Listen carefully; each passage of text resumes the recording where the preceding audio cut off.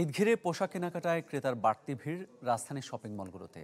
ব্যস্ত সময় পার করছেন দোকানিরাও। বাড়তি ভ্যাটের কারণে মূল্য কিছুটা বাড়লেও পোশাকের দাম নিয়ে খুব বেশি আক্ষেপ নেই ক্রেতাদের। ব্যবসায়ীরা বলছেন বছর ব্যবধানে বাড়েনি পণ্যের দাম, তবে ঈদে বিক্রির লক্ষ্য পূরণ নিয়ে সংশয় তারা।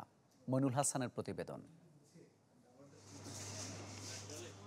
বাচ্চাকে নিয়ে বাপ্পারাজ আফরোজা দম্পতি এসেছেন ঈদের কেনাকাটায়। পরিবারের পাশাপাশি আত্মীয় স্বজনদের জন্য উপহার কেনার ইচ্ছেও আছে তাদের। কঠিন হয়ে পড়ছে স্বাদ আর সাধ্যের সমন্বয় ঘটানো, কারণ পণ্যের দাম খুব একটা না বাড়লেও মূল্যস্ফীতির কারণে কমেছে ক্রয় ক্ষমতা, সেই সাথে ভোগাচ্ছে বাড়তি ভ্যাট হার। ছোট ভাই আছে, বাচ্চা আছে, ওয়াইফ আছে, হয়তো দুইটা দিতাম। এখন চিন্তা করি যে একটা আইটেমে মাধ্যমে তাদেরকে সন্তুষ্ট করা যায় কিনা। সবাইকে তো দিতে ইচ্ছে করে, কিন্তু সবাইকে আসলে খুশি করা সম্ভব না আমাদের যে ইনকাম, সেই ইনকাম অনুযায়ী। প্রায় 3 বছর ধরে 2 অঙ্কের ঘরে মূল্যস্ফীতি, যার প্রভাব পড়েছে পণ্যের উৎপাদন খরচে। যদিও প্রতিষ্ঠানগুলো চেষ্টা করছে দাম না বাড়িয়ে সেই বাড়তি ব্যয় সমন্বয়ের, তাই ক্রেতারাও এবার পছন্দের পণ্য কিনতে পারছেন তুলনামূলক স্বাচ্ছন্দ্যে। আমি আর ম্যাগি, স্বাদ ও ভালোবাসার দারুণ জুটি ফ্রম নেসলে। প্রতি বছর যেটা বাড়ে, এবছর এটা ওইভাবে বাড়েনি।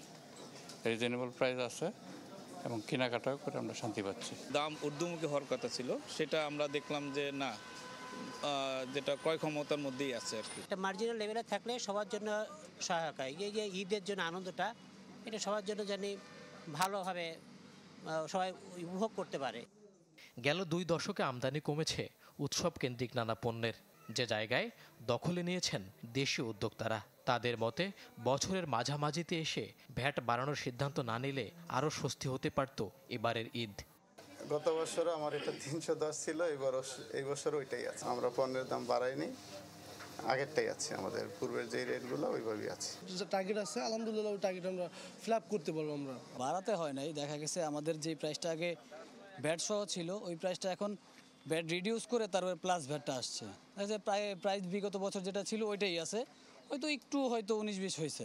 ফুটপাত থেকেও ঈদের কেনাকাটা সারছেন অনেকেই, বিশেষ করে স্বল্প আয়ের মানুষের ভরসার এই জায়গাতেও স্বস্তি মিলছে পোশাকের দামে। মইনুল হাসান, চ্যানেল 24, ঢাকা।